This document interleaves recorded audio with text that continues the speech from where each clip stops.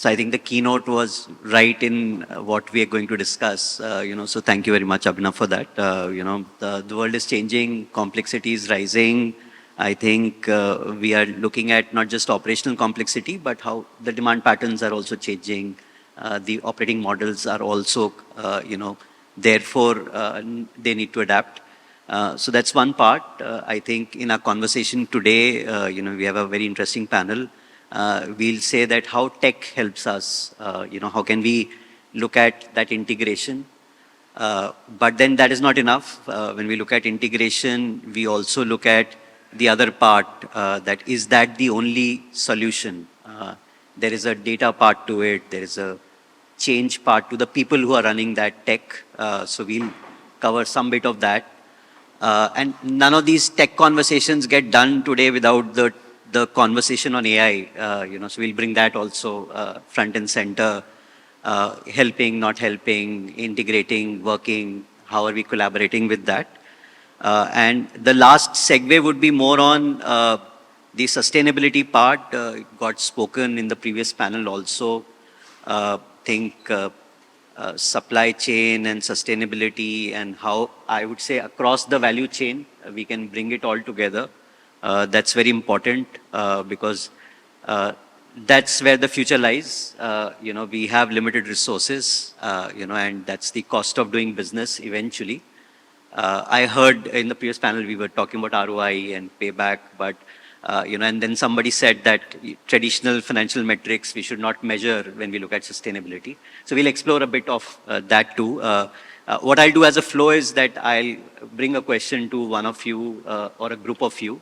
And please, from your experience, feel free to, pick that up. So, so part one on technology.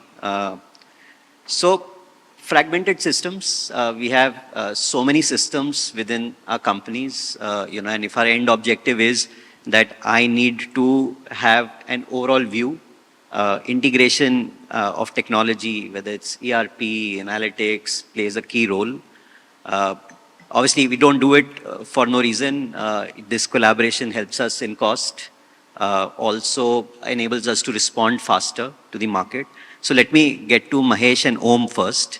And then around the integration of technology across our supply chain ecosystems, what are the biggest challenges which we are facing, and how can those be addressed?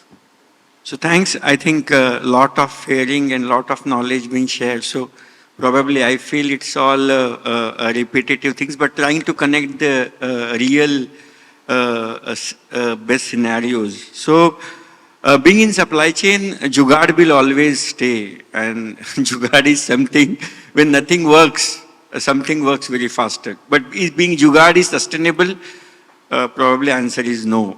Will jugaad will be completely eliminated? The answer is no. So just sharing you some of the examples. We were trying to have a secondary sales tracking and the e-shop. E-shop is direct order platform. And then believe me, this project been led by me, and when I was gone to the metro cities, the article code of the product been translated into the generic code. So what I'm selling, what the super stockist is selling is completely different. Now when I go to the interior, you will not believe it, some of the hot cakes of article being named as the actor and actress name. So when I navigate this system, it was a big issue. How can I collate all these aspects and integrate this? So fragmented systems, this is one of the real big challenge to getting this. The another aspect which I feel is like data reliability. If the future is informations and you are going to get all the decisions or probably most of the decisions based on the futuristic approach, it will be all said that garbage in and garbage out. So if the data is only to fulfill the timing and the aspect of a task, the way we are saying, probably it may be a challenge because the stakeholder connect which you have in the supply chain is a supplier, logistic partners, and probably each time you will not be able to select the high class logistic partners because it is again the cost driven. So this is another aspect of the data reliability. Change management, we have been hearing various cases of Nokia and Kodak. So being in the supply chain, because the cost layers being differentiated between the warehouse and logistics, we give very minimum budgets for the IT infrastructures or probably digital enhancement. But if you are keeping this minimum budget and if you are looking for the better future, probably it will be always be a challenge. So aspects of connecting this dot is very important in this digital twin. Second is cybersecurity. This is one aspect which is got released, DPDP Act. So Data Protection Act is got released. And with the few of stakeholders taking this governance and keeping this data will be definitely a challenge, because you need to adhere the rules and regulations. So this is something will be definitely a challenge in future. So my stake is probably take a 3S concept, because start with small, scale it, and probably supervise it and monitor it. That is something is required to get the scalability. Sure, yeah. Om, do you want? Thank you. Integration of different technology systems is a challenge, definitely, and your question is very relevant these days, actually, when we all are going through with this problem. Actually, when we see the supply chain, then supply chain, end-to-end supply chain is a long process where, like, if we are importing, then material is coming far from the west side, Europe or USA, coming to India. The visibility of the consignment, and then finally when it is coming to the warehouse, then we are using it to the warehouse. Then, various kind of systems we are using. Our own ERP system, this is one part. Then coming the TMS, then WMS using at the warehouses. These are few examples. When we are using all these systems, they all are not talking to each other. This is the biggest problem, that systems are not talking to each other. And when these systems are not talking to each other, we are finding a solution that, okay, somewhere if we find some kind of a tool which can integrate all of them, then probably it can help us. But the problem is that what kind of this tool is available with us or no. That is how the biggest challenge currently we have. So systems are not talking to each other. This is one of the biggest problem. Apart from that, the legacy systems, organizations are using their own systems from like many years.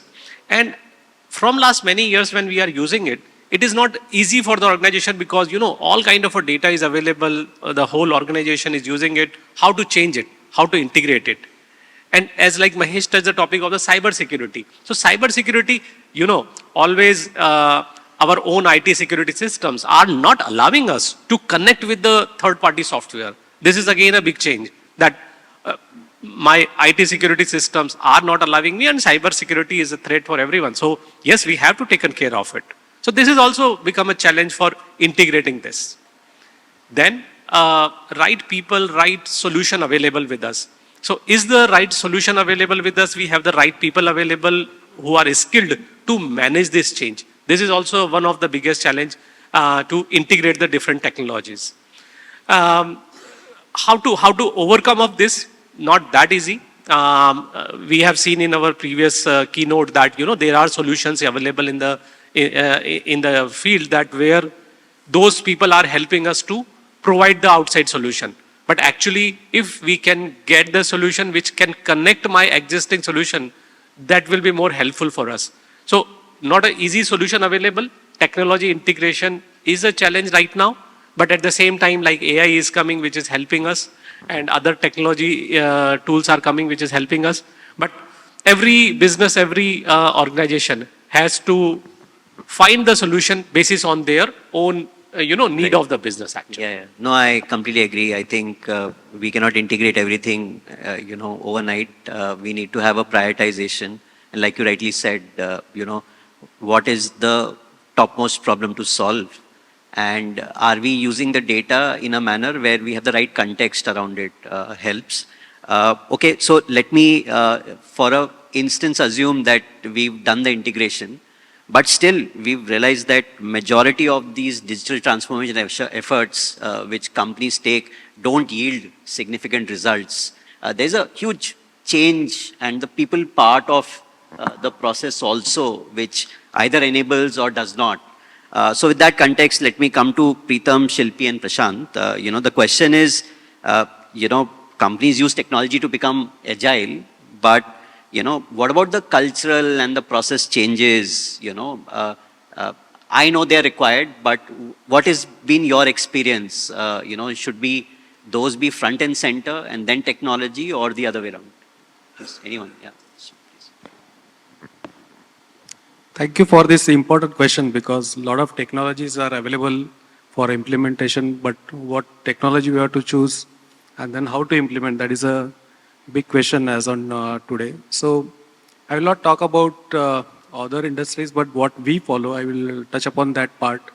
We follow the BRI principle or maybe the framework when it comes for the technology implementation. The first one is belief. We believe that technology is going to solve our problem. So that's a belief. But at what level this belief is required? That's on the top management side. So unless and until they themselves believe, or our top management believe that this is going to change, become a game changer in our industry. So from there, the whole initiation or maybe the investment or the ROI part, and those are all getting discussed. So that starts with there in my organization. Then it comes to the involvement of the stakeholders, because that's very important. Most of the time, we are implementing the technology to solve certain problems, but the people, those who are going to handle that, we don't involve them. And even the good technologies fail. Nothing new I am telling, that we all might have experienced since we last many years. We are trying to implement new technologies. After a few years, we invest and then it get collapsed. And then we blame technology or maybe the implementer, but then fact is the involvement. Then comes even we are involving the people, but if you don't explain them benefits at the initial stage, they will not own it. So that's the way we communicate them benefit. How the technology or the whatever the software you are implementing, how that will help to solve their problems, how much they are going to get benefited, so that they get anchored to that topic, or they start giving their inputs to that topic. Otherwise, if we call them, give them a little brief and then say, okay, this is going to help you, but they will not get anchored. So then we also, after benefits, the redesigning of the process, like Om was also touching upon that point. Unless and until the data, whatever the data we have, if you don't reorganize it, I will take one example, like when we were implementing the forecasting tool. So we have completely changed our SNOP process. The way we were running, was it running successful? Yes, it was running well, but then not giving the desired output. So we redesigned that before we gone for a AI-based forecasting techniques, or basis that we are running our SNOP process. And then comes the implementation. So that's why when I'm explaining this BRI framework, it's basically touching on the culture part, because that's important. We have to first bring the culture of adoption of technology, and then gather the people so that it gets implemented smoothly and start giving the results which we are looking for. Yeah, no, very good point. Shilpi, do you want to? I think, thank you for the question. I think this is the elephant in the room, right? We spend a lot on digital technologies, but when we look at our scorecard, our metrics, it possibly does not yield the same results. So what I'll do is I'll answer the question in two parts. One will be why we think this happens. Second, can we live with the problem? I don't think so. What can we do about it? So maybe let me start with an analogy, right? New Year is coming, and imagine all of your companies give you this state-of-art brand new treadmill. It's really top of end specs. It's as good at it as it gets. Do you think just getting this treadmill will make you fit? No, right? Why? So also I was just reading some other book. What I realized is, come January, the gym membership spiked by 20 to 30%. But in reality, half of the people who have bought this gym membership, actually do not even go in next 5 to 6 months, right? And this is what happens. We've bought the tool, we have bought the gym membership, but the results have not followed. And why this happens is because sometimes for these tools or these technologies to succeed, we need the right ecosystem around it. Have we changed our habits? Have we changed how we eat, how we think? And I think you can take this analogy back to the digital systems. You can have this new shiny dashboard, state of the art, but at the end of the day, what happens? Your management pings you on chat. Can you send me this Excel report, right? I can see my fellow members laughing. This happens, right? The actions live on chats. Hey, what happened to that sales? So there is a beautiful dashboard, but the businesses still run on Excels, on chats, and offline modes, right? Now maybe I go to what can we do about it. What I'll share is more a 5-step or a 5-pillar framework which could help us actually solve for this. I would say the number one step is don't fall in love with the tool. Fall in love with the problem. And how we do that is stop, pause, and observe. When it comes to my organization, what are the biggest 2 or 3 problems that are plaguing us? Let's say my business is growing at X%, but my inventory is growing faster than this. Or I have invested in this new warehouses, but service has not kept pace. And once you have observed, okay, if you go back to the lean methodology, right, where is that inventory pile-up happening? And when you have paused and observed, pick no more than 2. These are the top biggest problems to go after. So step number 1, pause and observe. Step number 2, pick the top 2 devils. These are the dragons we will slay. Pause number 3, we still haven't got to technology. Streamline the process. When I say process, we are not talking about a tool. Streamline the handovers. For example, who talks to whom? How does the data flow? How does the product flow? Can we really make it efficient? Once we have done this step number 3, we go to step number 4, which is clean the data. See, any tool, whether AI or predictive analysis or anything, can only work when your data is good. If your data is fragmented, if you're not even sure that, okay, the sales report I'm getting, is it right or not, you will never trust the output. So this is where the painful process is, really investing, having the patience to clean the data. Then comes step number 5, which is experiment. Pick 1 or 2 use cases. Don't have high expectations. Be okay to fail fast, learn, and empower your team. So make small teams, have them being responsible. And what we have to do as leaders is protect the pilot when urgency comes. Suddenly, let's say if a distributor is out of stock, don't stop the project. Still make sure while we may take a pause, we may remove some resources, we don't stop the pilot. And then when we build this ecosystem, things happen. So go ahead, buy the treadmill, but before that, change the ecosystem around it, and that is when the results will come. Yeah, thank you so much, Shilpi. I think I don't want to add anything to it. It's absolutely beautifully put. Yeah. Allow me to add over here. If I speak about the logistic industries, I believe it is $350 billion USD. And it is growing to a pace of approximately 7% CAGR. And among that, the warehousing part, a piece of the complete supply chain, the warehousing grows at a pace of 15% CAGR. Just imagine the quantum. And by 2030, it is expected that that is going to, double. So just imagine the quantum of growth or the leap the India is, eyeing for. And for that leap, AI is too important to get it incorporated in the entire supply chain. If it is not, it will not be possible for a human brain to keep on working on the data analytics over the Excel and, driving the answers, how to manage the logistics, etc. It is far important for an AI to come into the picture and have multiple fragmented data comes into a single platform and drive the answers to a question, probably the best answers which the human can pick what best answer would be. I will just put an example of a logistics process, how it gets impact. Organized sector and unorganized sector. If I speak about the logistic, I believe it's 90% of the logistics in India is unorganized. And probably the 10% is highly organized. And those 10% majorly falls under the e-commerce. Just imagine, I will just quickly explain the entire process of e-commerce. When a material comes into the warehouse, a notification goes to the supplier who is bringing the primary movement. And a docking time is given at a warehouse, at what time the vehicle has to be placed. And within that time, the transporter or the vendor has to place the vehicle. If it is not, the warehouse has the authority to reject that. Because if it is not complying that, it is going to damage the sequence of other vehicle who is into the pipeline to get onto the dock.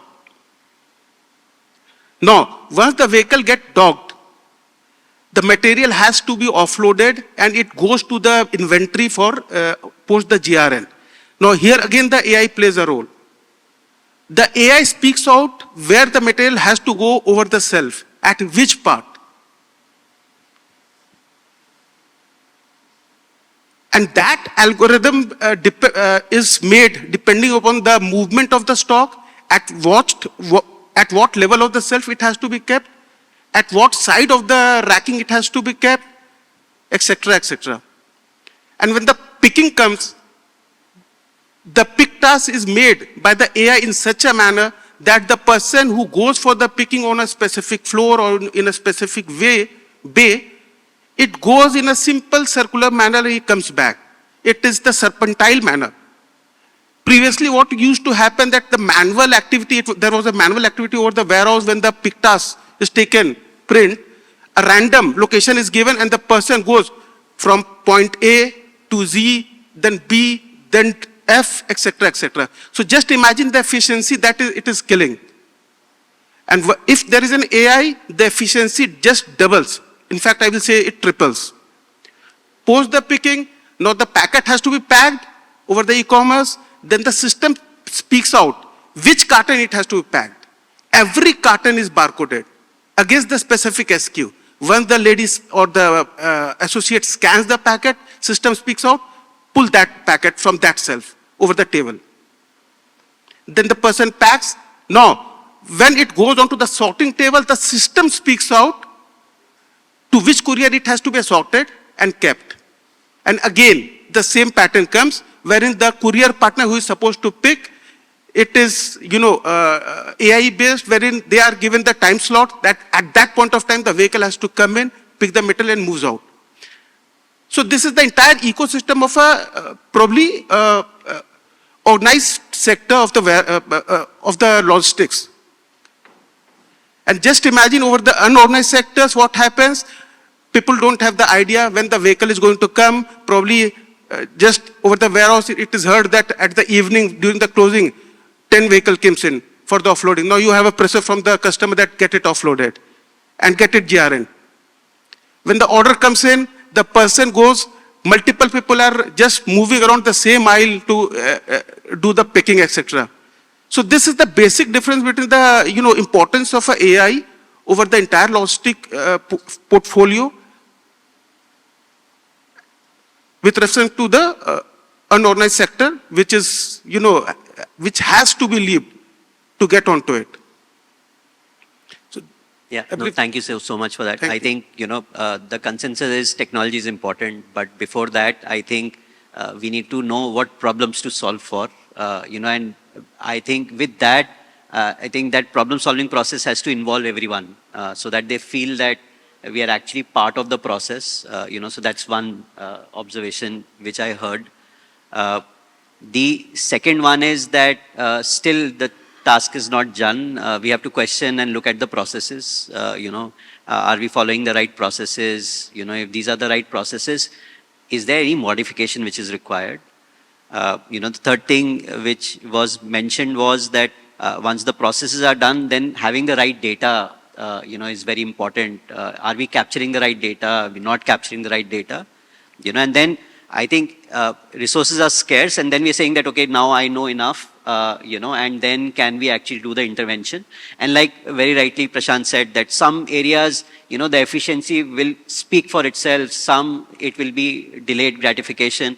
And hopefully with this, the Excel sheet usage will reduce, right? I think that's a fair summary to the first track. Then we spoke about AI, we spoke about predictive analytics. I think sometimes, it's like a black box. We feel, this was 10 years back, we were talking of ERP in the same breath. Nahin, ERP aa jayega, sab theek ho jayega, So, so I just want to bring back to some realism on AI and predictive analytics. Predictive analytics from the sense that the world is changing, a lot of data points which are available. Can I actually say that, okay, if this trend holds, where will I land 1 year from now, 2 years from now, 3 years from now? And therefore, in that light, what do I need to do? So that's the first part. I'm saying, okay, can machine learning or a algorithm which is AI driven can do it better, right? Could be predictive or generative, right? So in this light, let me come to Mahesh and Pritam. The question is, if I need to anticipate disruptions, I need to improve decision making, what role do you see predictive analytics and AI playing there? Is it working, not working? Is it the work in progress? Yeah, thanks. So let me link with the practical things which has been implemented. So if you analyze the main cost centers of a supply chain, maybe it can be part 4, let's say a logistic, inventory carrying, packing material, and the administrative and others. But then logistic carries a 55% around cost, and then inventory carrying a 25% around cost. And then that's what we were discussing. When this kind of cost is already associated, you always have a challenge from management to get this approval, the IT budget. And how could this help? So as rightly mentioned, Shilpi, we are talking about the ecosystem now. Ecosystem, meaning it is not a straightforward being a manufacturer, distributor, retailer, and customers. It's absolutely demanding. And this ecosystem required various simulations, and we cannot be a reactive and we need to be a proactive.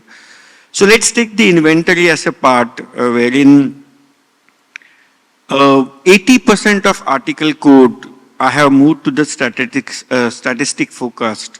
Earlier we were doing a manual. It was always been a pleasure to doing a manual forecasting, but when I moved to the statistics forecast, then I think the results was absolutely fantastic. The tender management is absolutely a challenging task because when you go with the person-specific approach, I don't want to blame a salespeople, but rather than having a reality, we are coming up with the wish list. But then when you have a right parameter, probably tender winning aspects are much more reliable from the data source. So something which you need to supply within probably 30 days, and if you have a 4 months of lead time, whether you need to depend on the person who is telling you that, yeah, order is going to come, or something on the machine learning who say that, yeah, this is a predictable analysis, and with these parameters, the winning ratio is this, and this works. Eventually, it has dropped down a lot of inventory write-off when we do this. But yes, as I mentioned, the input is one thing which is very much important. The another aspect of the cost layer is logistic. When you have around 10 to 11% of a cost sitting in your P&L, and probably some of the business segment, for me, I am transporting water. I'm in the IV fluid. So the IV fluid is something which I transfer the water from one place to another. And you have 10 to 11% of logistic cost. How can you curtail down? So the simulations always help to navigate your cost. So what we did is we did a meeting with the super stockist, and we mapped the demand planning, and with the demand planning and with some working capital support, we tried that why can't dealers directly import from Malaysia and Germany, so that in holding cost in the warehouse, loading, unloading, and simulation of predictability can really help. So these are the pointers probably, and then it's always nurture that when you have a 20% of GP and you reduce a 1% of cost, it's ultimately enhance 5% of your profit. Correct. Yes. So if this is the evaluation you happen, so my suggestion is for the all supply chain leaders, probably using a financial acumen whenever you are discussion to commercial team, selling idea is much more easy. And this is what we probably evaluate whenever we are doing a simulation, how the financial acumen things. And this is required because once you see the benefit, then only the people will come. And when you venture out such kind of project to the management, then definitely the budget for the next year matters. So I think this always helps. Absolutely. Pritam? Yeah. So Mahesh has touched upon the forecast inventory part. So what has left, which I would like to share with you. I'm into sourcing as well when supply chain. In a sourcing, the prediction of prices is really important. There we are using the AI. I will give you one example. Like we buy a lot of polyvinyl chloride PVC material, and it's always a question: what will be the price, and when I should buy. So those are all the questions, and I think AI has helped us that. So index are available, but then index are also prediction forecast. So sometimes it may go wrong, it may be right. So what we started doing, we started tracking the oil prices. So when we know that now oil prices are going up, but obviously the EDC, VCM, monomer prices will go up, and then in turn the PVC prices will go up. So that way, using the AI, we are doing the prediction. And one more, it's in a implementation. We are working with D&B only. That we buy the material from more than 15 countries, and we don't know what's happening on those countries or in that particular area.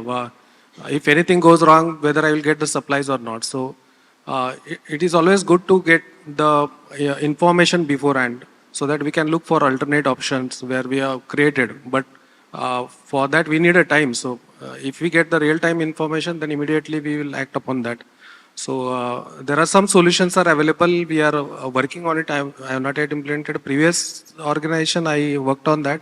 So it gives us the information about how the financial health of that supplier, or is there any turbulence in his area. So we should take any proactive action, or any climate-related issues are going to come in that particular area. So that way we are using the predictive analysis. Yeah. No, I think very useful. If we have the right data stack, then scenario, and it helps. It supports also decisions. You can prioritize basis where the maximum impact could be. And the outside in, can I actually look at the macro, how it impacts me, the prices, which is the value chain part. So I'm cognizant the clock is running, but let me look at the next question, which I can come to Prashant, Shilpi, and Om. Largely from a focus of practical steps, I think some of them they covered.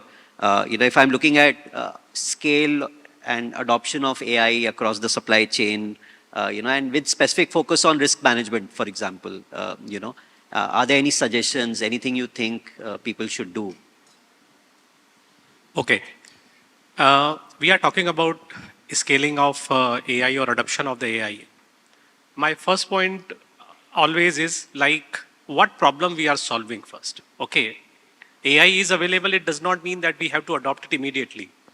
First, we have to identify that what kind of a problem we are solving and how we are going to solve it actually. If it makes sense, then surely, yes, we have to go for the technology. And once you are sure that, yes, this is the problem going to be solved through AI, then better go with the project management approach that, okay, this is my problem statement and this is how I am going to solve it. And this is my objective actually. And later on, probably we can go that, okay, what kind of ROI is there? I am solving the problem just for improve the service, or any kind of a cost benefit is also over there. So the comparison, the right business case has to be prepared for that. So if the business case is prepared correctly, objective is very clear, then probably we can go with the project management steps, and then we can scale it at our level. That is my thought on this. Yeah, Shilpi.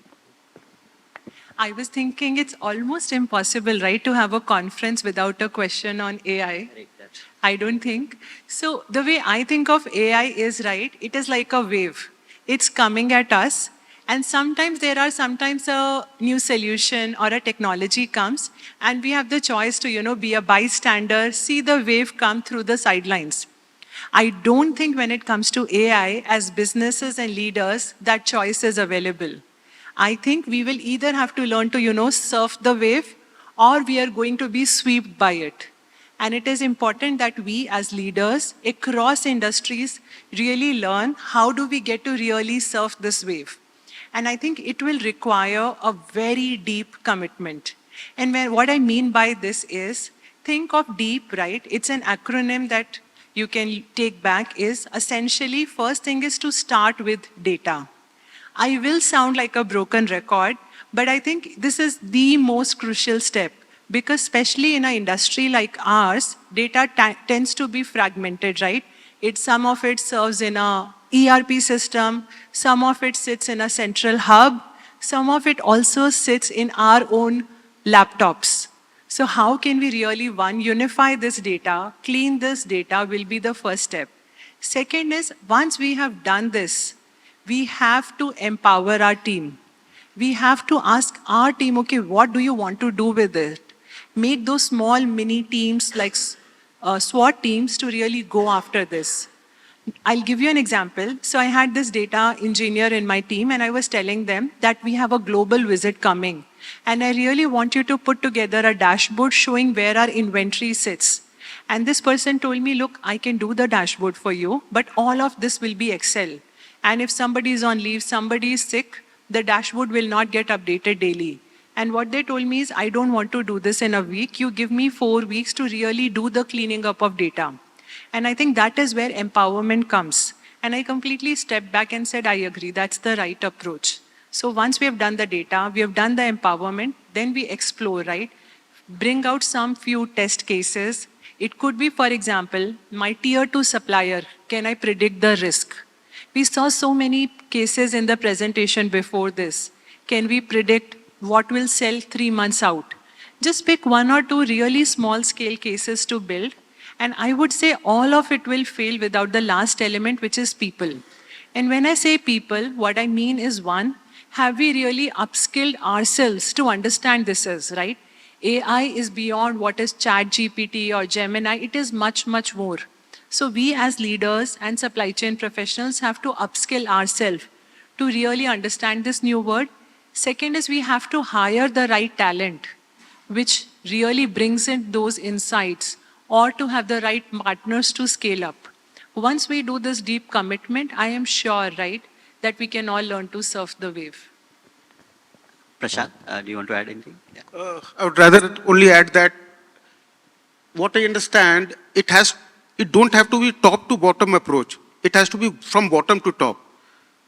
Because in logistics, since it is unorganized, what happens, all the processes, major processes are working onto the conventional pattern. Conventional pattern in the sense the people are doing a manual activity. And if you are going to change the, that part or piece of the work with the help of the AI or the tool, what happens, the person has to adapt that. So the making people learn how to use that, the approach has to be from the bottom. The implementation has to be from the bottom. Instead, it has to be pushed from the top. That is all from my side. Yeah, no, I think very interesting. I always feel that any technology which comes, we have to understand it. The biggest constraint which organizations fail is, which they face today is the managerial bandwidth, right, of decision making. So whether it's predictive analytics, whether it's using AI algorithms, it's just enabling you to actually provide feedback faster and therefore helping your decision making. That's one. The other interesting part which Shilpi mentioned was the skill set is changing. We have now data engineers, we have prompt engineers. They need the functional support for them to implement what is there in our minds. I think, and with that, I think AI is very much there to stay.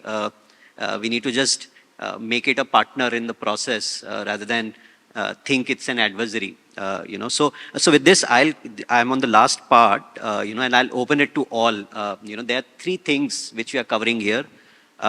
With this completely integrated view of the world, cybersecurity, very real, data privacy is the other angle, because now we are storing data, we need to understand what context this data is for, how do I purge it, that's the second part. And the third, so cybersecurity, data privacy, and the third one is the greening of supply chain and sustainability, and the good and bad about it. So I'll just open it to all of you, anyone, and these are the three things, cybersecurity, data privacy, and sustainability. If anyone has a view on how you are doing it better, how you're implementing it, or are there any things which, that the audience here can take away, please take it away. Yeah, or I can, yeah, Mahesh. Probably I'll go for the sustainability and how it make a differentiation aspect, basically. So in India, we have started this and it's a big topic. We have been, in this forum only, we have a different opinion now. And then probably cost of sustainability is very high. And then if we really look as a traditional approach, probably we will not be able to. Now, why it is important? Because whenever Nifty goes to 100 point up, next day we are talking about is FI is back.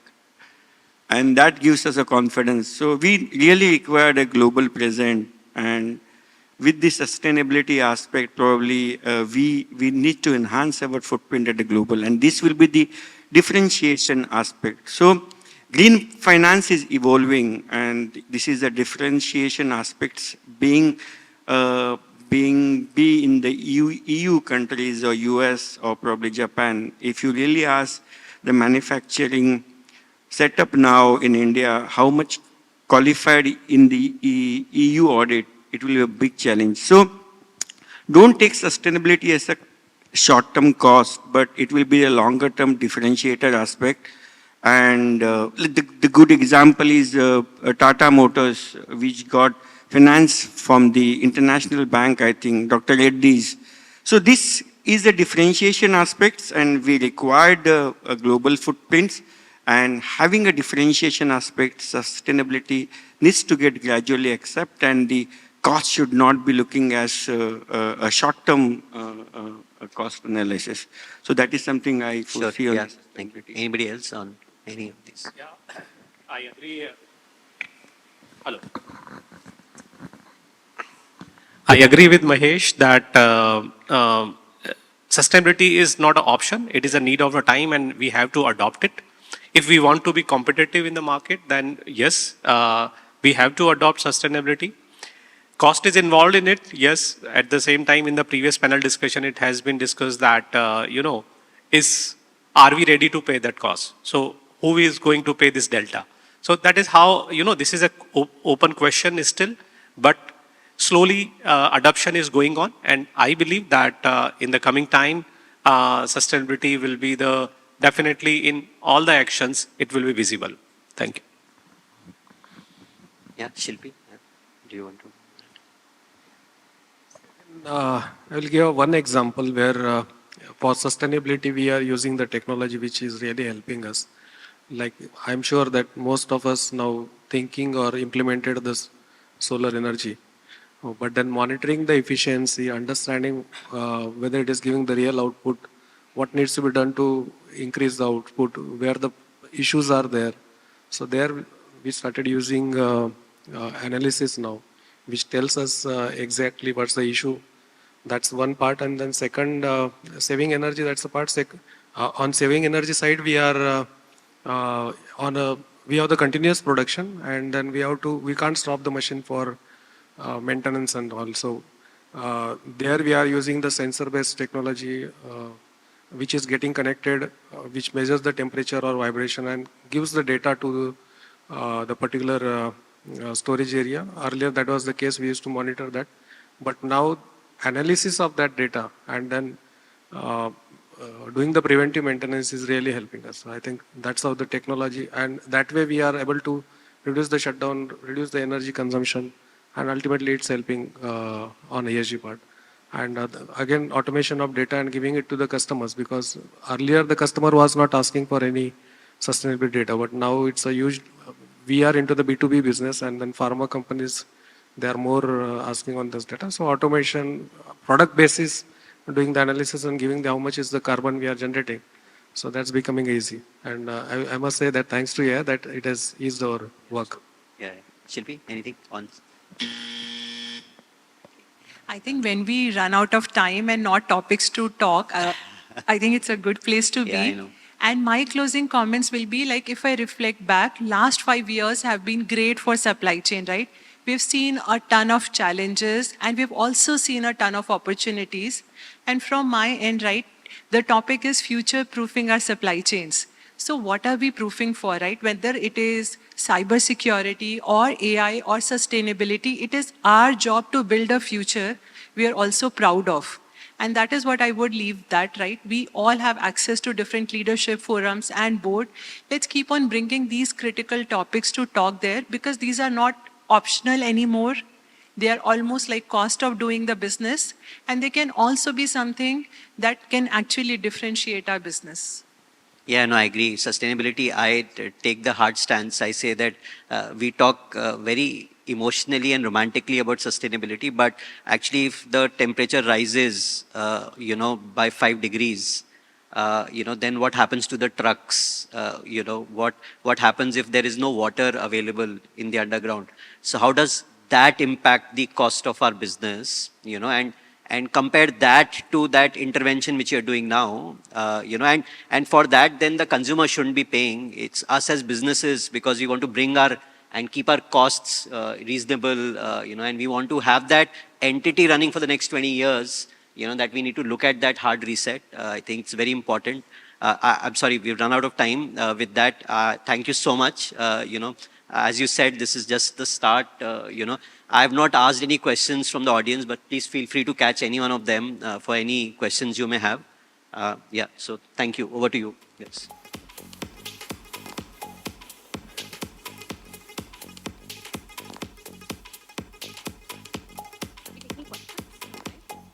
Perfect. Thank you so much. Can we please have a big round of applause for this amazing panel discussion? Mr. Hitesh and our wonderful panelists, may I request you to kindly come together for a quick photo op, and requesting our panelists to kindly stay back for the mementos.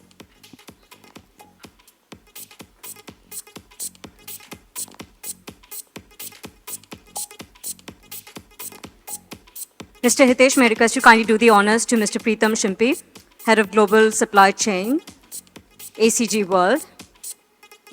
Thank you so much, sir, once again for joining us today. Mr. Mahesh Vade, SCM Cluster Head, South Asia, Braun Group. Ms. Shilpi Gupta, Head of Supply Chain, India, MedTech, Johnson & Johnson. Thank you so much once again, ma'am, for joining us today. Mr. Om, Head of SCM and Logistics, Schaeffler. Thank you so much once again, sir, for joining us. And Mr. Prashant, GM and Regional Head, West, TCI Supply Chain Solutions. Thank you so much.